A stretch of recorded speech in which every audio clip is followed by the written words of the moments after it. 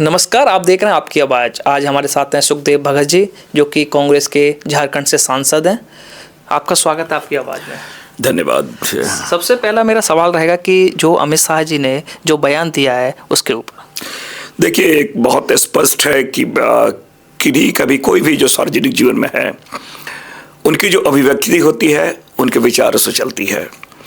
और निश्चित रूप से अमित शाह जी ने जो वक्तव्य दिया है वो बाबा अम्बेडकर का ना केवल अपमान है, वरन वो लोकतंत्र का भी अपमान है, संविधान का अपमान है। 2 दिन पूर्व तक पूरे संविधान के बारे में चर्चाएं हुई हैं। उसके बाद इस प्रकार के वक्तव्य आना जिसमें उपेक्षा के भाव है, क्या अम्बेडकर अम्बेडकर अम्बेडकर, ये उसमें क्या एक फैशन हो गया है, इतना भगवान का नाम लेते। तो इसमें एक उपेक्षा के बू भी है, लोकतंत्र का अपमान है, संविधान का अपमान है। और ये हम कह सकते हैं कि दिल की बात जुबान पे आ गई है कि कैसे वो कितना घृणा वो करते हैं। और मैं ये कहूँ कि उनका, क्योंकि बाबा साहब अम्बेडकर एक आवाज़ है। आवाज़ किनकी आवाज़ है? एक ऐसे वर्ग की आवाज़ है, कोई दलितों की केवल आवाज़ की बात नहीं, एक समानता का आवाज़ है, न्याय की आवाज़ है, लोकतांत्रिक पद्धतियों का आवाज़ है। और ये इसलिए हमने कहा, और लगातार हमने LOP के माध्यम से, राहुल गांधी जी के माध्यम से, खड़गे जी के नेतृत्व में जो इंडिया गठबंधन के लोगों ने हमने लगातार एक सोई हुई गूंगी और बहरी सरकार को हमने जगाने का प्रयास किया। एक लोकतांत्रिक तरीके से हमने प्रदर्शन किया। लेकिन बेशर्मी की पराकाष्ठा यह है कि स्वयं आपने कल देखा होगा कि मेरे बयानों को तोड़ मरोड़ के बोला गया। एक गृह मंत्री जी, सत्ता आपकी है, सरकार आपकी है, सत्ता आपकी, सरकार आपकी, CCTV आपकी है, आप सारी चीजें देख लेना। और कुछ दिन पूर्व मैंने इसलिए कहा कि ये पूरे जुमलों के बाजीगर है।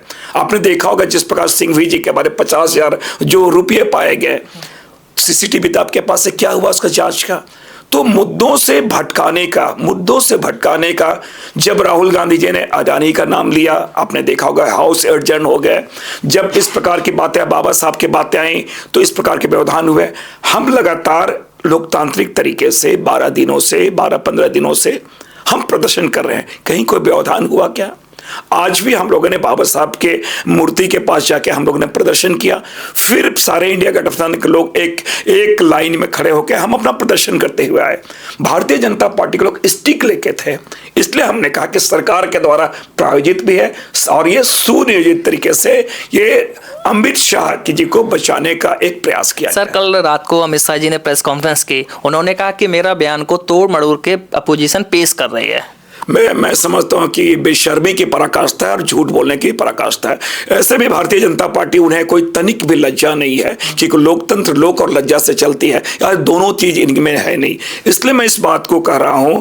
आपने देखा होगा कि प्रधानमंत्री जी जिन बातों को कहा था उन्होंने कि अगर 15 लाख रुपए की बात है तो बहुत ही बेशर्मी से उन्होंने कहा यह तो चुनावी जुमला है। तो क्या एक सार्वजनिक जीवन में और एक के संवैधानिक पद पे विराजमान व्यक्ति इस प्रकार के झूठ बोल सकता है क्या?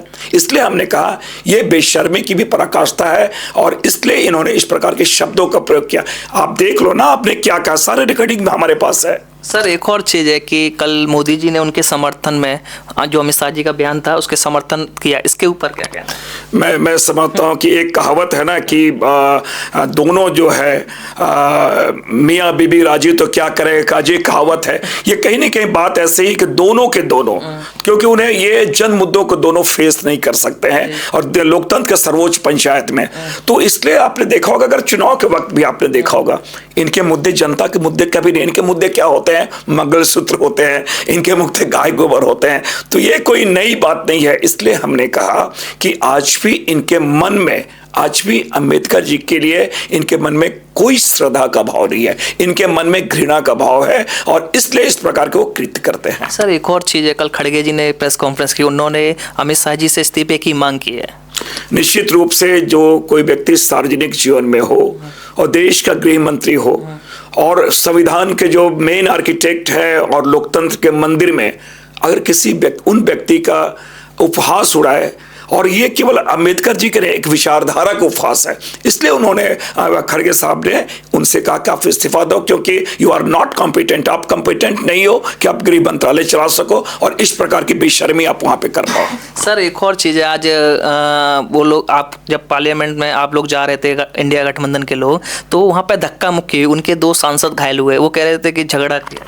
देखिए मैंने कहा कि इसलिए आपने देखा होगा हम भी प्ले कार्ड लेके जाते थे, स्टिक कहाँ से आ गई इतने मोटे मोटे स्टिक लेके, इसलिए हमने कहा सरकार के द्वारा संरक्षित और सरकार के द्वारा प्रायोजित कि ध्यान भटकाने का ये पूरा प्रयत्न था। और हम लोगों ने जब 12 दिन तक किया, कहीं को व्यवधान नहीं हुआ। ये सारे स्टेयर्स में वो सारे बैठे हुए थे और लीडर ऑफ अपोजिशन हमारे जब जा रहे थे उनको उन्होंने रोका, उनका व्यवधान किया। और तो और ये महिला सम्मान की बात करता है, प्रियंका जी को इन्होंने रोका और बुजुर्ग हमारे खड़गे जी को उनको उन्होंने रोका। तो और आज ये निश्चित रूप से हम चाहते हैं कि जो लोग जो इंजर्ड हैं उनका एक इलाज हो। और सबसे बड़ी बात है, मैंने क्यों क्या सुने ये तरीके से, एक अगर संसद के परिसर में कोई घटना घटी, FIR करने की नौबत क्यों आ गई? आप जाते, इतने लोग अनुभवी लोग हैं, स्पीकर सबसे बातें होती। और ये यहाँ तो बहुत सेपरेशन ऑफ पावर है कि जुडिशरी का अलग पावर है, हमारे लेजिस्लेचर का अलग पावर है, एक्सिक्यूटिव का अलग पावर है, और संसद परिसर में बहुत सारी चीजों का उसका जो सुप्रीम है वो हमारे स्पीकर साहब हैं। उनसे क्यों नहीं बातें, क्यों नहीं जांच हुई? आप सीधा चले गए FIR करना है। इसका मतलब आपके मन में खोट है, आपके नीयत में खोट है, और इसलिए सारी चीजें की गई है। इसलिए हमने कहा कि अमित शाह को बचाने के लिए ये सारे प्रयास किए गए। हमसे बात करने के लिए धन्यवाद। धन्यवाद। ये थे श्री सुखदेव भगत जी, जो कि झारखंड से सांसद हैं कांग्रेस के। नमस्कार।